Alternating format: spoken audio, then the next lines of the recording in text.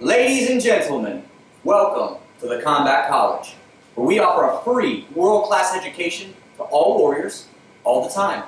My name is Cody Chilson, and I'll be your instructor today. Enough said, let's get to it.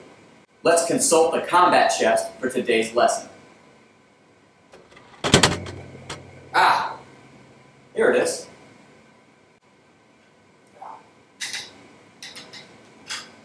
Today's lesson is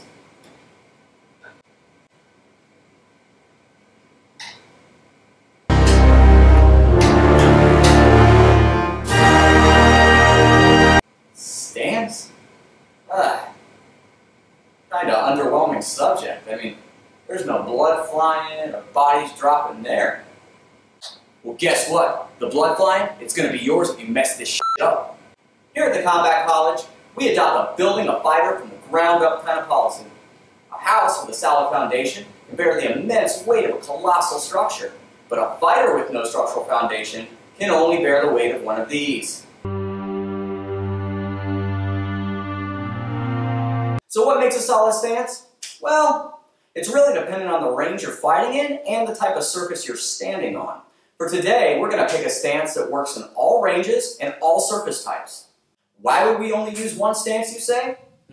Well, that brings me to the Combat College's first official rule of combat. Changes. That's right. Combat is ever-changing chaos. And under stress, you would rather have one stance that does multiple things instead of multiple stances that can only do one thing. Under stress, the less you have to manage, the better your chances for survival. Now, the stance we've adopted is a modified boxing stance. Why, you ask? Because a boxing structure takes advantage of flinch reflexes to block. Not everybody's fast enough to swing a bat and hit a 90-mile-an-hour fastball. However, if you hold the bat out in front of you and hover over home plate, chances are you're probably going to hit something, and it's a lot less taxing on your reflexes.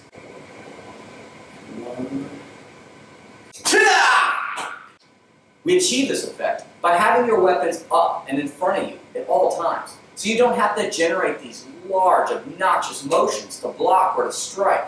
This, in turn, will make a faster fighter, because you have shorter distances to cover by being constantly on guard, and distance equals speed. As you see, the feet are a little more than shoulder width apart, with the lead leg bent and the heel of your rear foot aiming at the ceiling. Coiling your back foot like this will keep you ready to explode into your target at all times. Now, which foot goes forward? The lead leg is the same as the hand holding the weapon. As you can see, this maximizes the weapon's reach. And when in a full contact bout, a quarter inch is often the difference between dodging a strike or taking a nap.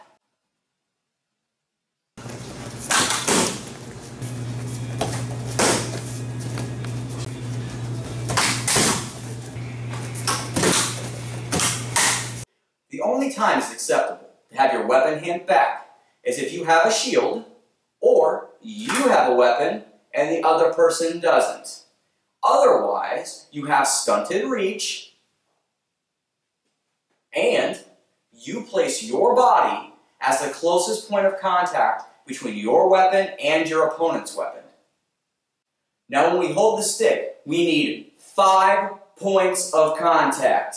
5 points of contact. And no cheating. I know it's easier to look cool and twirl your stick about with your hand halfway open than it is to do it closed.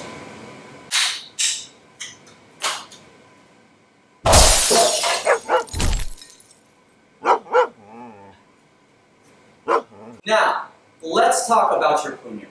This is a heavily contested area, all right? You see differences in a lot of systems. Now, I can either have 2 fingers worth of handle, or puño, or I can have a hand and a half. What's the difference? Well, the shorter puño is better for largo range and will give you a longer weapon with greater reach. However, it comes at the cost of a slower counter-strike, whereas the longer puño acts as a counterweight, which will actually make your counter-strikes faster.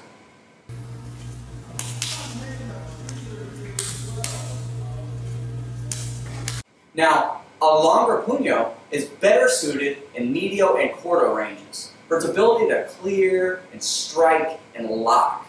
Right? But you gotta train with that grip, guys, or else you're gonna get caught up on yourself and trap yourself on your puño because you're not used to it. Now, guys, you gotta remember to keep your weapon in a centrally located position to ensure equal reaction time.